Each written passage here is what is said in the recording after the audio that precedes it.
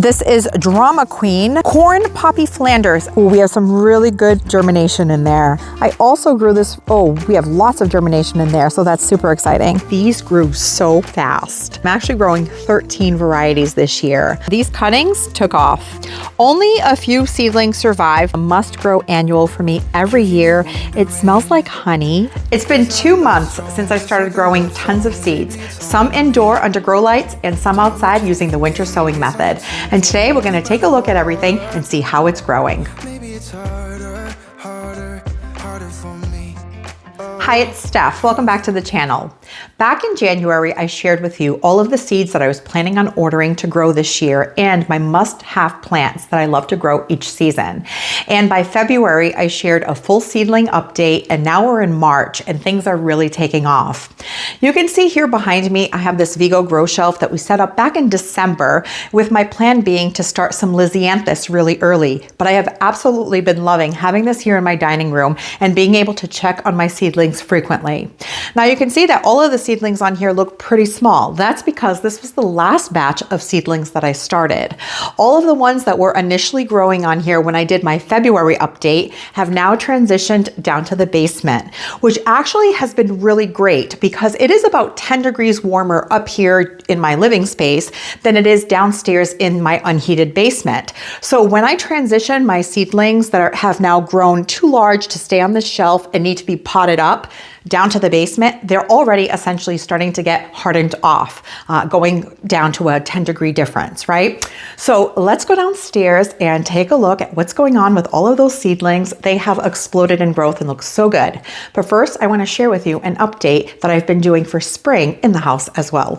I don't know about you, but before the gardening season gets crazy, I like to do a little spring refresh inside the house as well. And this year I gave my bedroom a little spring update with some new bedding, some sheets, and some curtains from Quince, who is the sponsor of today's video. Quince uses premium materials that feel luxurious but are still affordable.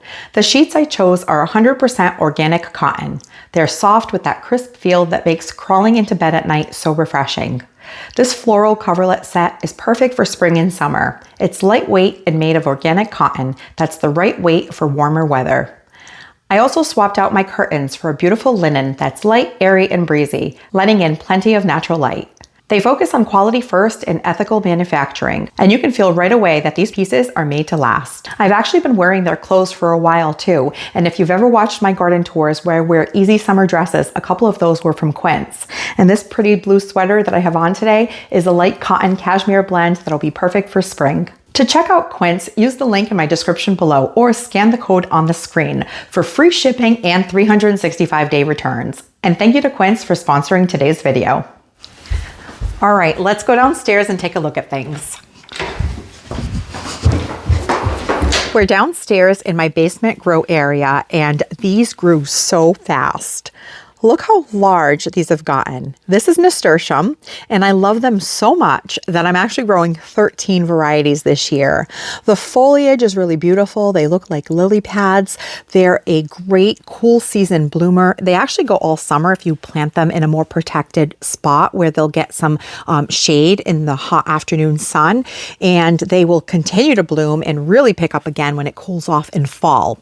So I'm gonna actually share with you all of the flowers that I'm growing here and how they're doing. And all of these are going to be planted outside in my garden mid-April. So by the 2nd or 3rd week of April, I'm planning on planting these all out in containers and in my borders. So they're all candidates for spring blooming flowers because they grow fast, they're affordable because you're growing them from seed, and they love cool temperatures.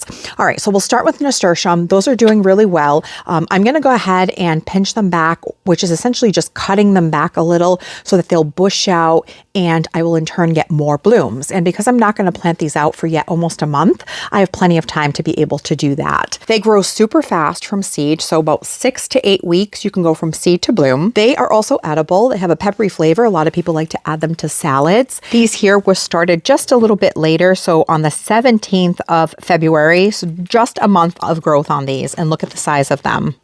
They're very easy to start from seed. You do have to either soak the seeds for 1 or 2 days or scarify them, which is either nicking them with a nail clipper or filing them with a nail file, just making a weak point so that that hard shell will be softer in that area where they'll more easily germinate. But lovely annual. If you haven't grown it, highly recommend it. You can grab a pack of seeds at any of the box stores and you can start them this weekend and have some plants to plant out by the middle of May. So let me show you what happened with the rainbow baby stock that we started a little bit early. I started these in January. In retrospect, I should have started them in February. I showed you when they bloomed during our last seedling update. I still have one stalk that's blooming here. It's a really beautiful soft pink with a center that's like a creamy white or buttery yellow. Very fragrant. They smell amazing.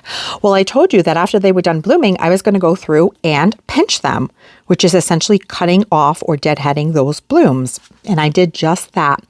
And because this stock is a branching variety, you can see that it is pushing out a bunch of new buds. See that?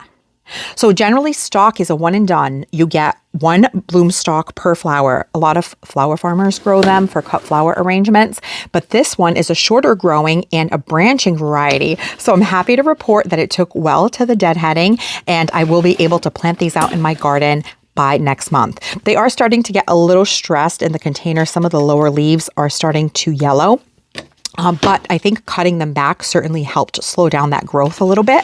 And I started a bunch more a little bit later just to ensure that if something happened to that first batch, I would still have some to plant out in my border.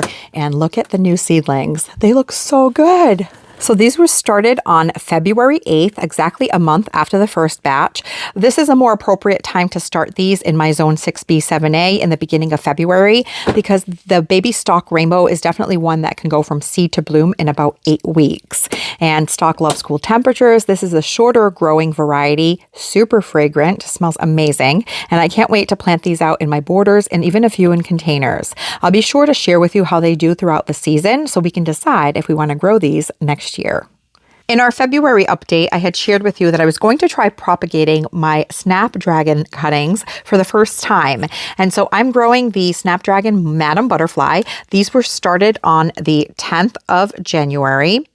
And I went ahead and pinched them. So above the second set of leaves, I cut them and I took those cuttings and I placed them in soil with a little bit of rooting hormone. But I don't even think that would have been necessary. I think you could have just stuck them in the soil and it would have been fine. But here are the ones that I had cut off the top or essentially pinched, and you can see how much branching they have going on.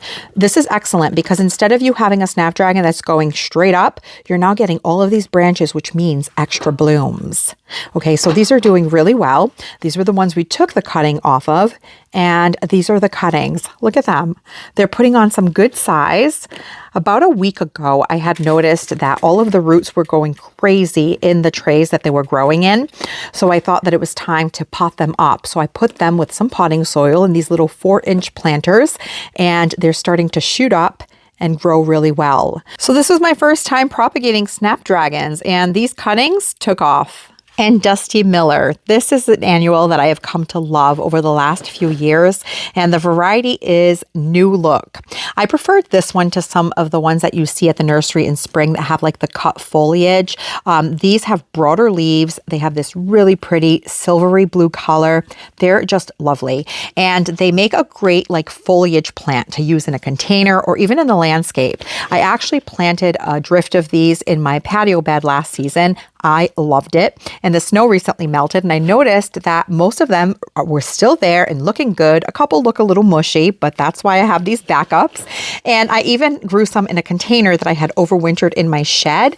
And last week when we took out our Japanese maples to start getting acclimated, I noticed that it had still looked gorgeous. It did really well in the shed with minimal water. We were only watering in there about every 3 weeks, about once a month, and it did really well. So if you haven't grown a Dusty Miller before, I highly recommend this New Look variety. A friend introduced it to me and I absolutely adore it. And a seedling that I started, I think the week right after we did the February update, it was the Calendula cantaloupe mix. I had shown you this seed packet because I had received it in the mail, and I seeded it right after we filmed, and it is doing really well. This is 4 weeks of growth on the Calendula cantaloupe. So this variety has a really pretty kind of light peachy yellowy color. I thought it would be really pretty as a spring cut flower, but Calendula will bloom all the way from spring until your first hard frost. So it can also withstand summer temperatures. You can plant these either in a vegetable garden or even in your borders like I'm planning on doing. And they're also another catch crop plant. So just like we talked about with the nasturtiums, if you plant Calendula at the base of things like roses or tomatoes, the aphids would be attracted to the Calendula and leave your other prized plants alone. So it's another really great feature of Calendula. They look like little daisies. They're often called, or I believe they are also called, pot marigolds. And so I think they'll look really sweet with some of the other plants that I'm growing in spring. And some dwarf bachelor's buttons that I started on the 25th of January, and they are going wild. Look at this. I've actually started to pinch some of them because they want to bloom. Look at this. There's actually a bloom bud right here, right there, right here. So I'm actually going to start getting blooms under my grow lights. So what I'm going to do is I'm going to go through and pinch these, which just means going down, following that stem where the blooms are down and pinching it off with your fingernail, or even using a little like scissor, and take those off so you'll get more bushing and delay the blooming just enough so that I can get these out in the garden next month. So I'm planning to plant these up and down my front border for spring because I didn't plant any tulips this year. So this is what's going to provide me with a little bit of spring color. The variety is a mix, so I should get blues, pinks, whites, purple, and I think that even if they stay in bloom for when my roses bloom in June, they will look really pretty together because the roses are a pink. And once these peter out, it'll be time to switch them out with my Gomphrena. If you have never grown bachelor's buttons before, there are a couple of varieties. The traditional bachelor's buttons, like the Blue Boy, they are a little bit taller and they can be a little bit wild and floppy because they get to be about 2 feet in height, where this variety should stay under 10 inches. So I thought that they would be great to try out as a border plant. But again, I will keep you posted throughout the season as to how they do, how big they get, what they look like. If they're too messy, I may not like them, but we're going to give it a go this season and see what they look like. And an update on the Lisianthus that I'm growing for the first time this year. Only a few seedlings survived, but I'm thrilled with them. I hope that they continue to grow, and I'm excited to see what they look like in the garden. These are a beautiful flower. They look like a rose, and they also love cool temperatures, but because they are so slow going from seeds, they're a little bit of a diva plant. So I have these 5. Hopefully I can keep them alive, and I'll continue to share updates as we go along. And alyssum, which is a must-grow annual for me every year. It smells like honey. It's such a sweet flower, grows in a little mound, loves cool temperatures, and I have 2 varieties going. Oriental Nights, which is a light purple blend, and I also have a white variety, which is Carpet of Snow. Now, these were started on February 12th, and so it's been just over a month of growth, and they're blooming. Look at that. That's how quick these go from seed to bloom. This is one that between 4 and 6 weeks, you pretty much have a decent sized plant that is ready to be planted out either in the landscape or in containers. I love these in containers, but this year I am going to try to tuck a couple into the front of my borders and see how it goes. You can see some of the purple ones are blooming right here. They're very light shades of purple, but a great annual. If you haven't grown it yet, highly suggest it. You can even buy seeds for the white variety at the Dollar Tree, and they're 3 for $1.50. You only need 1 pack because you get a ton of seeds, but this one, wicked fast grower. And up here in my dining room grow shelf, I do have my pansies. I left these up here because I thought it was a little too cold in the basement for them and they were growing a little slowly. So I figured with the heat, they might grow a little bit quicker. Now I started these back in January, the Pansy Black Devil and the Viola Historic Florist mix, and I thought because the seeds were a little bit older, they were a couple of years old, I was having a little bit of trouble with germination. But it turns out that they need to be covered, they need darkness to germinate, and I had forgotten that from last year. So that's why it's important to have notes to refer back to, which I didn't.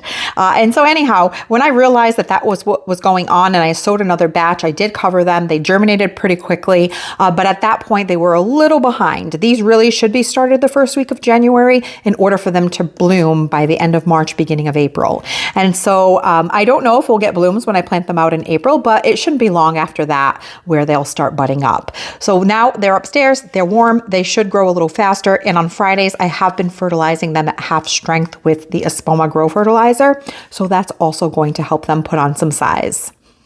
I also started some sweet peas, the sweet pea early giganta mix on the 1st. Today's the 21st, and I put 2 seeds per cell for a total of 16, and I only had 3 germinate, which was not great. I did soak the seeds for 24 hours before sowing them, and I am keeping the soil moist. The only thing I could think of is I do have it on a heat mat, and last year I grew these in toilet paper rolls, my sweet peas, down in my basement, which was a lot cooler, and I'm wondering if it could be the bottom heat that they don't like. Maybe they want it cooler. So let me know your thoughts, but I think I'm going to move these down to the basement and see how they do down there.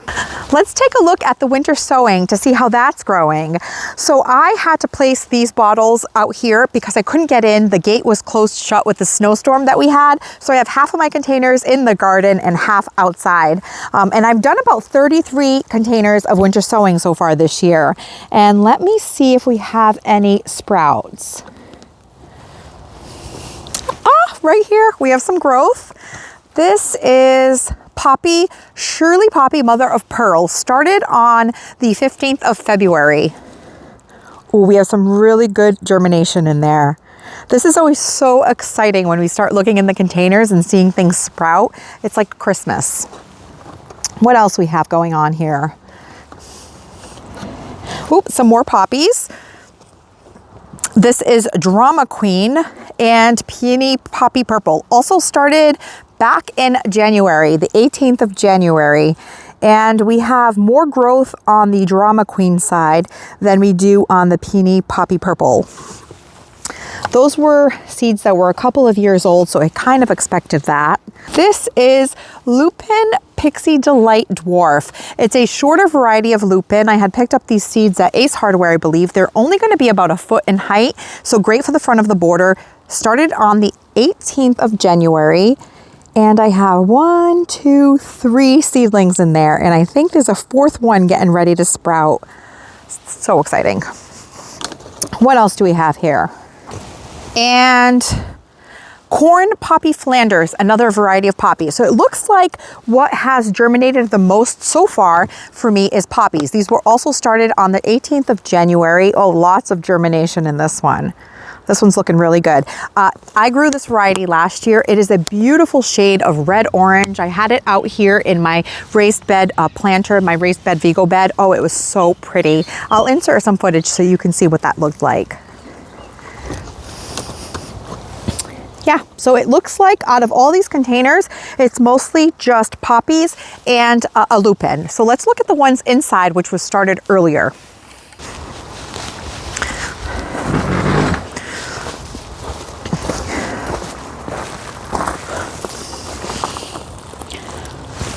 We have a few with some germination as well. So let's see what they are. So this is another lupin, Russell's Mix, started on the 11th of January. I have about 8 or so seedlings in there so far. This is Bachelor's Button, and the variety is called Black Boy, and this one was started on 1/11. I also grew this, oh, we have lots of germination in there, so that's super exciting. Looks really good. I grew this variety last year as well in that Vigo raised bed outside with the corn Flanders poppy. They looked really pretty together, so I'll insert some footage of these. It's a nice, deep kind of burgundy colored bloom. Very pretty. We have some germination in this one. This is Verbascum Mix. So this is the like pastel colors, purple, pinks, of verbascum that I grew, also known as mullein. And we have quite a few in there as well. These are still really tiny, but these were also started back in January.